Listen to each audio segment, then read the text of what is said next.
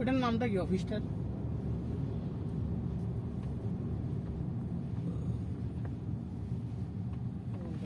করলো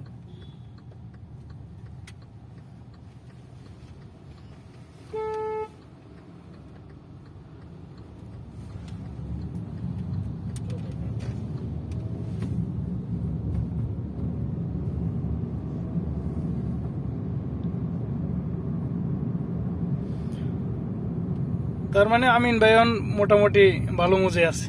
হ্যাঁ এবিএম এর সাথে আছে তো, হ্যাঁ কক্সবাজার থেকে ভালো আছে।